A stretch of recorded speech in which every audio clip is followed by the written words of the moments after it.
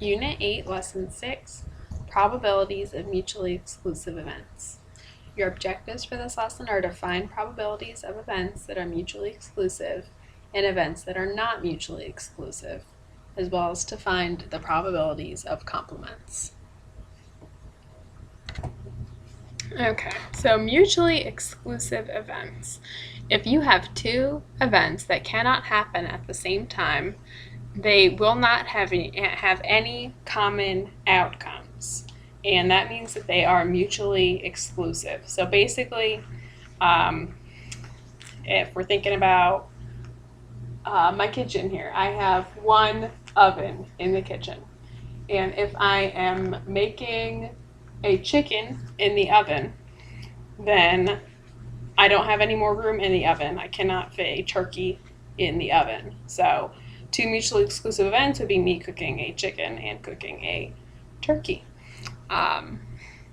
Just for an example for you. So you can see here the probability for mutually exclusive events.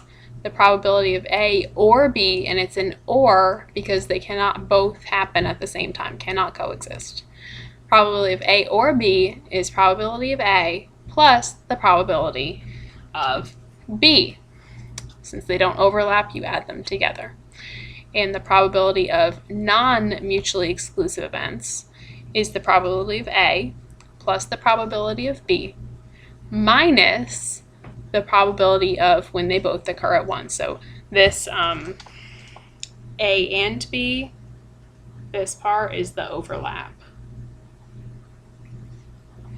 Okay, because non-mutually exclusive events could happen at the same time. Okay, example 1.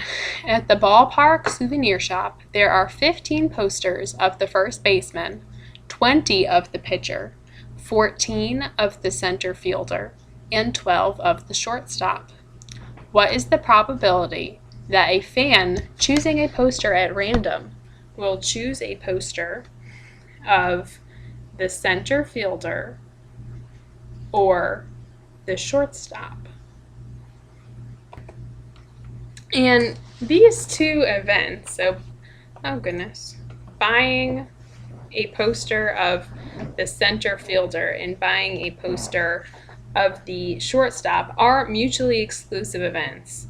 And the reason for that being that the posters have only one person on them. So if he's buying just one poster, it will have either the center fielder or the shortstop, but it will not have both. So we're going to use our first formula, which was this one. So the probability of A or B is the probability of A plus the probability of B.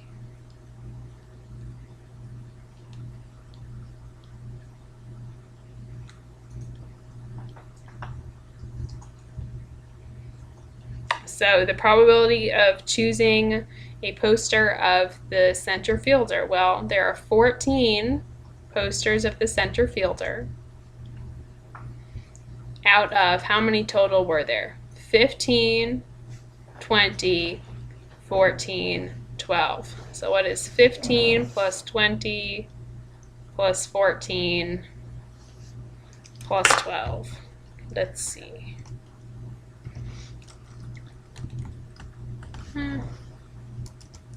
15, 20, 14, 12. 61. There are 61 total posters. So 14 out of 61 plus shortstop, we have 12 of those. So this gives us our total probability of 26 out of 61.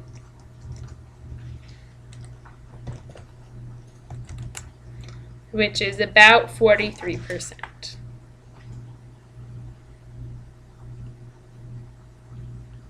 Okay, so you could say 26 out of 41, or you could say 43% for this problem. Okay, probabilities of complements.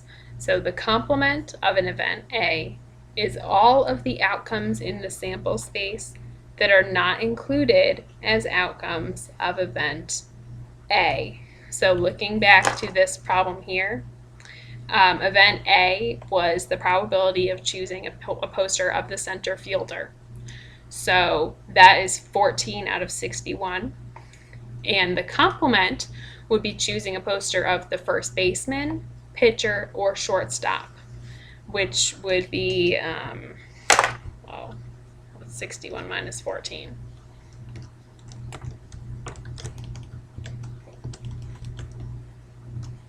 So that would be 47 out of 61. So it's the rest of it that'll let you add back up to 1.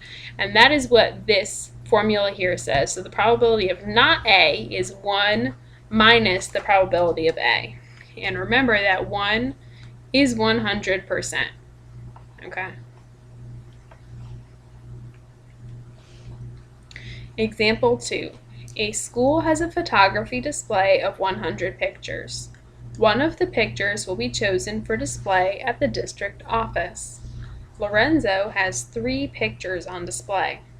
What is the probability that one of his photographs is not chosen?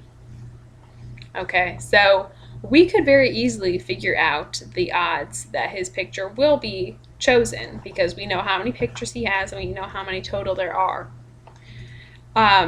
And this lets us find the probability that it will not be chosen by using that property that you just saw about complements. So the probability that one of Lorenzo's pictures is chosen is 3 out of 100 because there are 100 total and he has 3 on display. Okay. So the probability of not A in this case, this is A, so we're going to say 1 minus this. And remember, we can change these so if they have the same denominator. This is doing it by hand. You could do this in the calculator too. We get 97 out of 100 are the odds that one of his pictures will not get chosen. You could also write that as 97%.